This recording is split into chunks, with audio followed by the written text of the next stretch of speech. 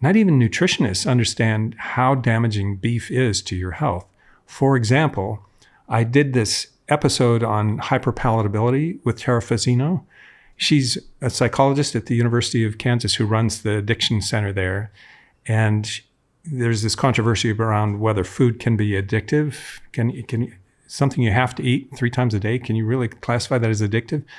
But her observation is, well, the behavior that people are exhibiting when they eat certain foods is addictive behavior. So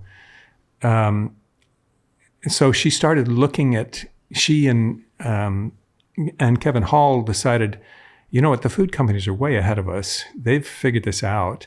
We're just trying to catch up with all the things that they're doing. The artificial flavors, multi-billion-dollar companies, just to come up with the chemical flavoring for Doritos. So 3 different cheese tones release on your tongue at different times, and so on. And so she had this chart on the rise of hyperpalatability of foods.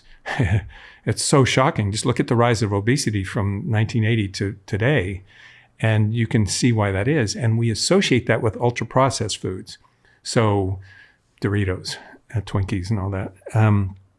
But in her research, she turned up the fact that it doesn't have to be, as Michael Moss suggested in his famous book, Fat, Sugar, Salt. It only has to be fat and salt, and it can be very hyperpalatable. All you have to have is whatever it is, 30% of calories coming from fat and a certain weight as a percentage of the food coming from sodium. And it can have no carbs and be hyperpalatable. And it's like, ding, ding, ding, ding, what's going on here? So I started looking, at beef, for example. And I asked Tara and I asked Michael Moss, I called him up and asked, this trend towards marbling of beef, is that making it hyperpalatable? Is it getting above 30% fat and then you salt it and it becomes hyperpalatable? And they didn't know. And Tara said, well, the research hasn't gotten there. So I started looking at what the cattlemen are saying about marbling beef. They get a higher price for choice cuts and whatever the highest cuts of beef are, choice and prime. And in order to get there, they have to get induced, like the Angus breed of beef, to get marbled fat in their muscles. And the way they do that, they've been doing it by feeding them grain, which isn't their native diet. But the way they're doing it now is by artificial intelligence-driven breeding.